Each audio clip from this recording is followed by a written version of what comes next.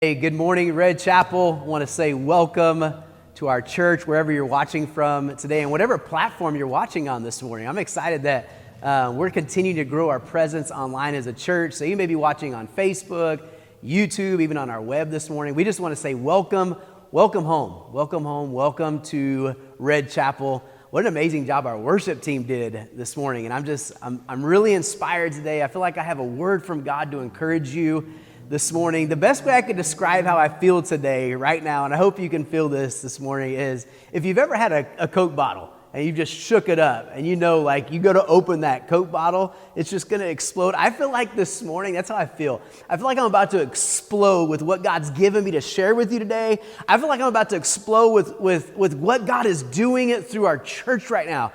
The reach, the impact that we're having right now as a church, I am stoked. I am excited about what God is doing through us. We're picking up right where we left off last week. We're in a series called In the Meantime, and we're talking about what to do while you are waiting, right? We're in this whole series about waiting, and that's definitely something that we can all relate to, especially during this COVID-19 pandemic. And so we're talking about how to navigate seasons of waiting in our lives. Not just this season, particularly with the COVID-19, but other seasons. I promise you this season's going to pass, and there will be other seasons of your life where you are waiting, where you're kind of in the waiting room of life. And so in the first week, we talked about this big idea, don't worry while you wait.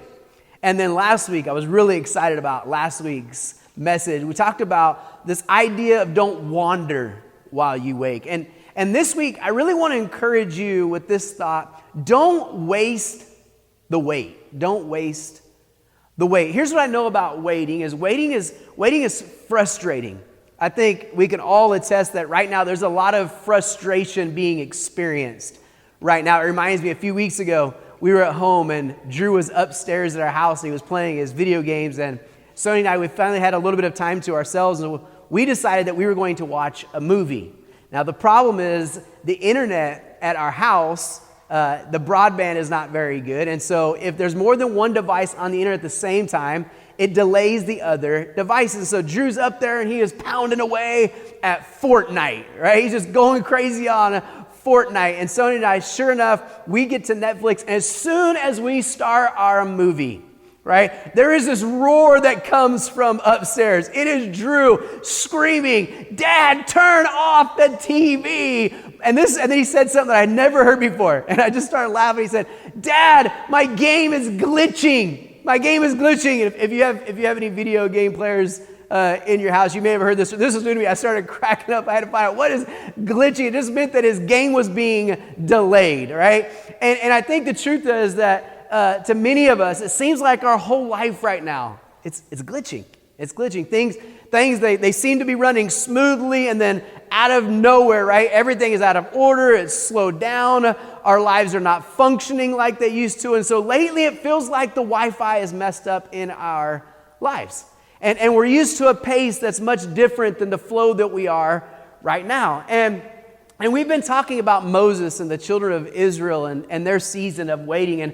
And waiting was very frustrating to Moses too. We talked about this last week, how that Moses was supposed to lead God's people into the promised land. But because God's people were afraid of the inhabitants of the land and they wouldn't move forward, that they, along with Moses, right, they were relegated to 40 years of waiting in the wilderness. God forbid, could you imagine COVID-19 going for 40 years? Like, I'm about to lose my mind and it's been 40 days, right? But the children of Israel, they're relegated to 40 years in the wilderness. And during this time of waiting, we see Moses, and he's dealing with, and at certain points, he's even being overcome by frustration. In Numbers, which kind of like shares the story of the children of Israel during this time, in Numbers chapter 11, we find the people, they're complaining because the only food that they're receiving is manna. Now, we talked about this a few weeks ago. Manna was miraculous heaven that was delivered. It was like Postmates today, delivered to their doorstep miraculously, except they didn't even have to pay for it. It was food from heaven. And they're complaining about the manna because they wanted a greater variety of the manna. And then you read on, Numbers chapter 14, a few chapters later, you hear God and he's speaking. He says, "How long will this wicked community grumble against me?" He said, "I've heard the complaints of these grumbling Israelites. And then you get into Numbers chapter 20, and this is where I want to pick up from this morning. And the people are complaining because now they have nothing to drink. And so God tells Moses, Moses, I want you to speak to a rock. I mean, God is doing incredible miracles right there in the middle of the wilderness. He said, I want you to speak to a rock in front of the people, and that rock is going to pour out water. Now remember, Moses is dealing with all of this frustration. This is one of these moments that he's overcome by frustration. And so Moses, he doesn't just speak to the rock, but he actually takes his staff and he beats the rock twice with his staff. Now remember, Moses was only asked to speak to the rock, but Moses let frustration get the best of him. And let me tell you something this morning. If we're not careful, we can allow frustration to cause us to strike when God simply says to speak. Why? Because times of waiting can be frustrating, and we have to be careful because that frustration can lead us to missing out on what God has for us. Because Moses struck the rock twice. Watch this. He was barred from ever entering into the promised land that he was supposed to lead the people into. Watch this in Numbers chapter 20. It says, but the Lord has said to Moses and Aaron, because you did not trust me enough to honor me as holy in the sight of the Israelites, you will not bring this community into the land that I gave them. Tragic. They missed out. They missed out on the promised land all because of their frustration. They missed out on the fruit of Canaan, clusters of grapes, the scripture tells us, that required 2 men to carry them. They brought back samples of pomegranates. You say, why is that so important? Because pomegranates represented health. And so they missed out on this fruitful and healthy life because of their frustration. Pomegranates. In fact, my wife was just telling me this recently, that pomegranate juice has been proven to clear the plaques in our mind of Alzheimer's disease. Like, this is what they're missing out on, this healthy life, because they were overcome with frustration. So I want to teach you for the next few moments. I want to show you how to navigate this season of frustration. In fact, I want to show you how you can turn your frustrating season into a fruitful season. If we don't want to miss out on what God has for us, instead of letting our time of waiting be a time of frustration, I want us to view our waiting season through the lens of what God is trying to produce in our lives. I want you to know, listen to me this morning, I want you to know that we are actually ideally positioned right now in this season of waiting to experience a season of fruitfulness. In the season of frustration that you're in, I want you to notice we're actually ideally positioned to experience a season of fruitfulness. And I want you to view this season a little bit different. In fact, for example, first off, I want you to notice that this season of frustration, let's look at it a little from a different vantage point this morning. Your season of frustrating, not only now but in the future, what if it's just simply meant to be a season of separation? Separation. If you've ever been to a loud party, you know that this is not the ideal place to have a conversation, right? Some of you are like, Pastor Donnie, right now my home feels like that, right? Your kids are home from school, it's loud, you can't have a conversation with someone else. Some of you are having trouble even having a conversation with yourself right now. It's so loud in your home. But maybe you've been to a party and a friend was trying to talk to you and you couldn't hear what they had to say. And so you both decided, hey, let's go outside for a second so we can hear one another. Let's separate from the crowd. I've noticed that life is like that sometimes. It gets busy, it gets noisy, and so sometimes God says, let's separate from the crowd. Let's separate from the noise so that I can speak to you, so that you can hear me, so that I can communicate you, so that I can do in you what I want to do. This is what's happening in this season. It's not meant to be a season of frustration. It's just simply a season of separation. And we're in a very familiar situation. We're in this season where we're enforced to separate and to isolate, and much of what's made up of our former lives has been taken from us, and we could easily be frustrated by that reality. Or we could realize that this season of separation we're in is exactly the kind of situation that God often uses to speak to us, to do His work in us, to make us fruitful. Maybe another way for you to think about it is the way that God often uses time of separation to make us more fruitful, is considering what Jesus said in John chapter 15. He says, He cuts off every branch in me that bears no fruit, so that every branch that does bear fruit, watch, He prunes that one so that they'll be more fruitful. And so people who tended vines and certain kind of trees, they would cut off useless branches and useless parts of branches. Why? So that the plant's strength wouldn't be wasted there, that ultimately the vine or the tree would be more fruitful. Can I tell you that God works this way? That God removes things from our life that hinder us from bearing fruit. And this often takes the forms of seasons of separation. Sometimes it's addition by subtraction. Sometimes less is more. So I want to ask you this question this morning. What are some things in your life right now that need to be cut off? What, or maybe I should say, who do you need to separate yourself from in order to be more fruitful? Listen to me this morning. This is just a season of separation. And times of separation, they can be fruitful in part because God often uses them to prepare us for what is in the future. So the second way that I want you to view this time of isolation, this time of what could be frustration in your life is maybe God's just brought you to a place of preparation. A season of separation, or maybe it's a place of preparation. You see, prior to Moses leading God's people, Moses actually spent 40 years in an area of the world called Midian.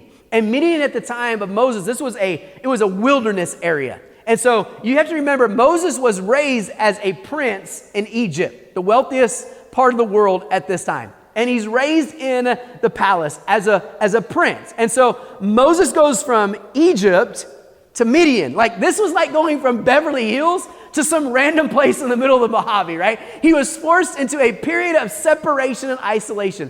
And God removes him, watch this, from what constituted his former life. Because this is where God wanted to do a work in him. See, the palace was not a place for preparation. And hear me this morning, sometimes God has to remove us from our comfort zone. He's got to shake things up in our life. And this is what's happening in the life of Moses. Moses' time in Midian was actually a very fruitful time. It was in this time that God was preparing him for what he had already called him to do in the future, which was to lead Israel out of Egypt into the promised land. So watch this. Listen carefully. God had to take Moses from the palace to the plains so that Moses could lead God's people from the plains to the promised land. Come on, somebody, hear me this morning. You thought this was a season of frustration. You need to realize this morning, this is just a place of preparation that God is wanting in this season to prepare you for what he's already promised you. God's taken you from the palace, from your comfort zone to the plains. It's because he wants to take you from the plains to the promised land.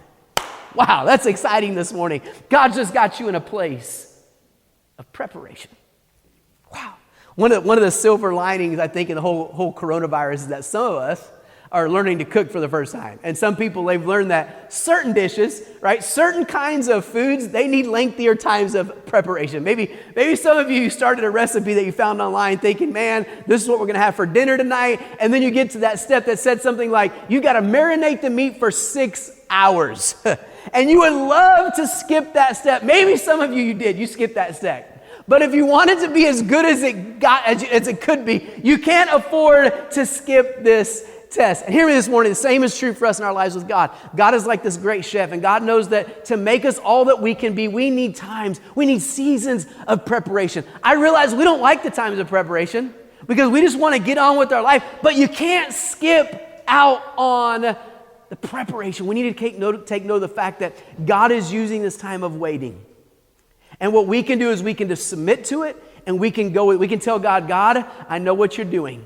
I know what you're preparing me during this time of waiting, and I'm here for it. If we do this, listen to me this morning, we can experience this season of waiting, not as a season of frustration, but as what it actually is meant to be, as a season of preparation. And this is what God was actually doing the whole time that the children of Israel they were in the wilderness, is God was actually preparing them for the promised land. They missed it. They tried to skip this step. Watch, Deuteronomy chapter 8 says it like this. He says, you shall remember all the ways in which the Lord your God has, watch this, he led you into the wilderness.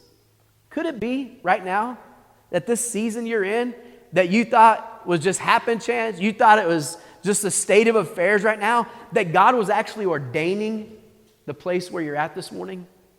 That God has actually led you. I know this is hard to believe because we don't like the wilderness, but listen to me. The wilderness is the place of preparation. God led his people into the wilderness these 40 years. Why? He said, because I'm going to humble you. Watch this. I'm going to be testing you. He's preparing the people. He said, I humbled you. Watch this. I let you be hungry, and then I fed you with manna. Watch this morning. Some of you, you see your season right now as deprivation, like God's taking things from you. But God sees it as preparation. And so he said, I humbled you. I let you be hungry. Why? Because I wanted to feed you with manna. I was preparing you. He said that he may make you understand that man doesn't live by bread alone. God's preparing his people to understand it's not by just bread alone that we live, but that man lives by everything that proceeds out of the mouth of the Lord. Watch this. He said, your clothing, it didn't wear out. 40 years they went and their clothing didn't wear out. Their feet didn't swell for 40 years. Like if they had one pair of Yeezys at that time, it lasted for 40 years. God, I wish he would do that for me because Drew loves his Yeezys. Like, God, this would be a miracle. But anyways, he says, this was so you would know the heart of the Lord was he was disciplining you. He's preparing you just as a man that disciplines his son. Listen to me this morning. God is working while you wait. God's working. He's at work. You may not realize it, but God's preparing you for what he already has prepared for you. God's working while you wait. So let me ask you this morning, what do you suppose God's trying to teach you in this season where you're frustrated? Are you learning the lesson that God's wanting you to learn right now? Are you just trying so hard to get past this moment, to just get through it instead of growing through it, instead of discovering what is it, God, that you're trying to prepare me for? What are you equipping me for in the future? What are you equipping me to lead in the future? Listen to me, some of you don't realize this right now, but God is preparing you that when you come out of this season, you are ready to do incredible things for his kingdom. You're ready to lead on a whole different level because you didn't skip the process. You didn't skip the season of preparation. God, I wish somebody would hear this morning. God's trying to speak to somebody right now. God, you don't realize this. You feel like it's just frustration. You're overwhelmed with all these emotions, and God's trying to tell you, I've got you right where I want you. You are in the ideal location. You are in the perfect place for me to prepare you for what I have prepared for you. And so could it be that this is a season of separation? Could it be that right now you're just in a place of preparation? And lastly, I want to show you something this morning. This is so powerful. So powerful. Hear me this morning. I want you to pay close attention for the next few minutes because God's going to speak to you very clearly right now. It's often in times of waiting and separation that revelation comes to us. That revelation. Could it be that right now was not just a season of separating, God cutting things off your life, not just God trying to prepare you for what he has prepared for you, but could it be that right now in this season God's wanting you to make room for revelation? Another silver lining that has come out of this pandemic is that there's actually a variety of environmental improvements that's taking place right now. There's less car travel, there's a lot less industry, and so we're seeing, for example, a lot less smog, which is a miracle in and of itself in Southern California, right? Like you can actually see around you. And so this is leading to the ability right now to see the stars in certain places that you could not before. In fact, one astrophysicist is named Ezzie Pearson, and she said that she has never seen the stars so bright in all of her years right now. Why? Because the conditions of this lockdown are allowing stars that were they were previously obscured to now reveal themselves to us again, brighter than ever before. Now listen to me this morning. Listen to me closely. This is often how God works in our life. While he often gets obscured in the busyness of our daily lives, times in which we are isolated, when we're alone and we're waiting, they're often the times when he reveals himself most clearly to us. And this is exactly what happened to Moses. In Moses' time of waiting in Midian, right? He's in the wilderness. He's isolated. He's separated. 40 years he spends in Midian. This is prior to 40 years of Moses spent a lot of time in the wilderness. But in the first 40 years, it was there in Midian for 40 years that God truly revealed himself to Moses. Watch this in Exodus chapter 3. Moses was tending his flock of Jethro, his father-in-law, the priest of Midian. And he led his flock, watch this, to the where? The far side. He's not just in the wilderness. He's on the far side. He is out in the nowhere, right? He is in the most isolated area you can be at that time. And he comes to Horeb, which is the mountain of God. That's so powerful right there, that sometimes those times when you feel the most isolated, the furthest away from anybody, that could be the very mountain of God in your life. And so Moses thought, he said, verse 2, there's an angel of the Lord appears to him in the flames of the fire from wind in a bush. If you was raised in church, you know this is the story of the burning bush that Moses sees in the desert. So Moses, he saw that though the bush was on fire, it does not burn up. So there's this bush that's on fire, but it's not being consumed. Now watch this. This is an important part of the story. When the Lord saw that he had gone over to look, God called to him from within the bush. He said, Moses, Moses. And Moses said, here I am.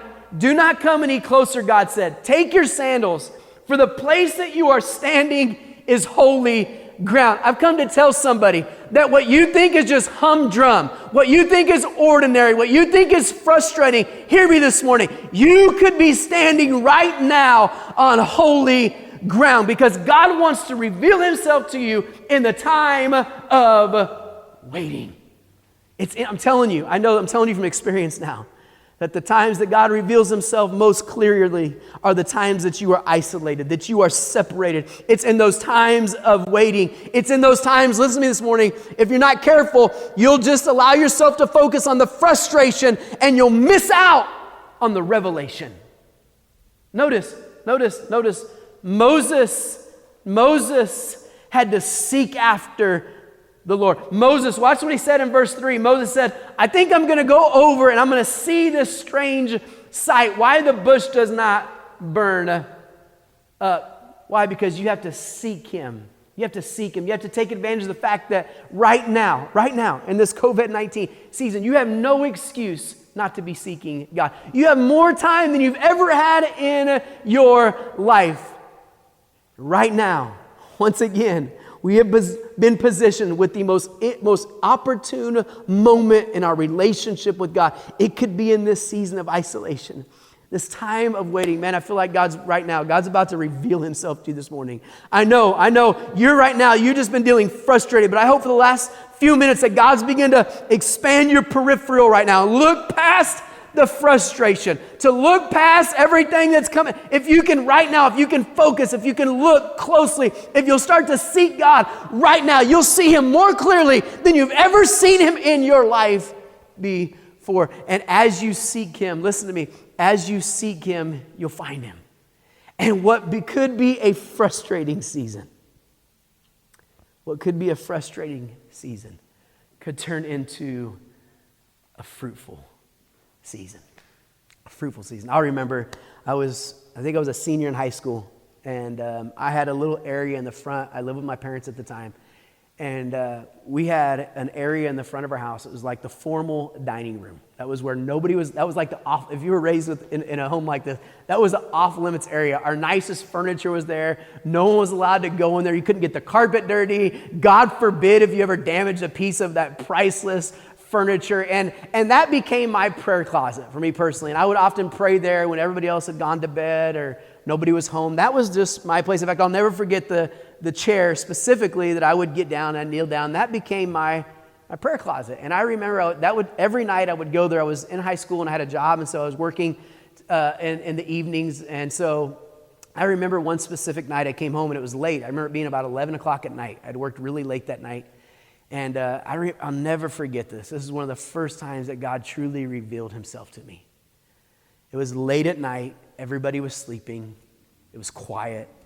And I remember as I would walk past the front room and I would hang a left and I would go back into my room. And I remember vividly, in fact, it's coming back to me so vividly right now. I remember as I walked past that room, I would stop normally, and I would stop and take some time and I would just pray. I would spend time with God. And that night I was really tired.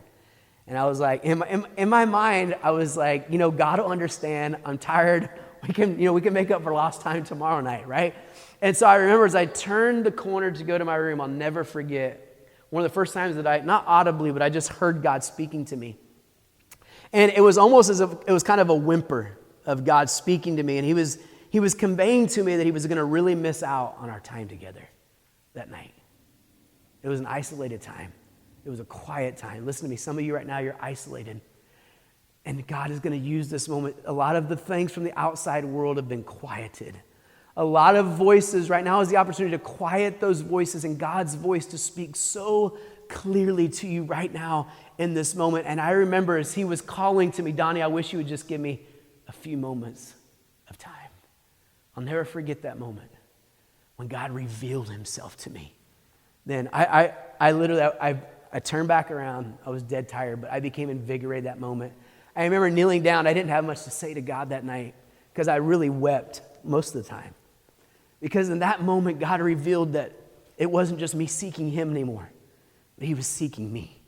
He was longing to spend, listen to me this morning, hear me clearly right now. God is wanting to reveal himself to you in ways he's never, I'm challenging you right now to make room for revelation. Make room in your life right now for God to show up in your life. I want to ask you, what is keeping you right now from knowing Jesus to the fullest in your life? For some of us, our sin maybe has separated us from God. For some of us, God has been put on the back burner. He's been blurred by all the busyness of life. But what if God is using this pandemic to position us right now to experience him like never before, to see him clearly as the ultimate source of life. Of life. Could it be that right now God's letting you be lonely so that you could come to know him as your friend? Could it be in this season right now that God's letting you be frightened and worried so that you can come to know him as your peace? Could it be that God's allowing you to be weak so that you can come right now to know his strength in the wilderness? God is wanting to reveal himself to you this morning. What is keeping you right now from seeing God clearly? Right now, I'm challenging you in this time. Don't waste the season.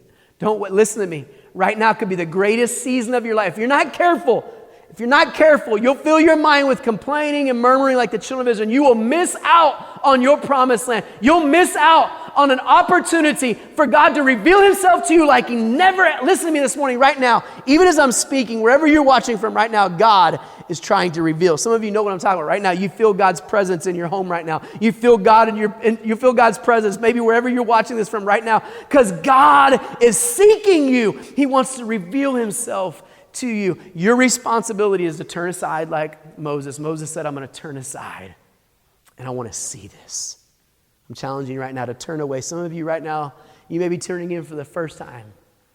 Maybe you've never entered into a relationship with Jesus. God's asking you right now to turn aside from the things of this world, to turn aside from the sin in your life and to face him. And I'm telling you, you will experience him like you never imagined today. I want to give you that opportunity right now this morning. Would you just right now, I want you to close your eyes for just a moment with me. And maybe you've never received Jesus into your life. You've never experienced him like what I'm telling you about this morning. Today, you are perfectly positioned to experience Jesus. If that's you, I want you to pray a prayer with me. I want you to close your eyes right now. And you can make it your own words. You can say something simple like this. Dear Jesus, I know that I'm a sinner and I'm asking you for your forgiveness. I believe that you died for my sins and that you rose again. And so today I turn from my sins and I invite you to come into my heart and into my life. I want to trust you. I want to follow you as my Lord and Savior. And then I want you to say this with me. Say, I believe. Come on, say that with me. Say it out loud this morning. Say, I believe that my life will never be the same again from this day forward. If you just prayed that prayer right now, whatever platform you're watching on, we've got moderators standing by it right now. We don't want you just to walk out of here this morning or to leave this broadcast alone.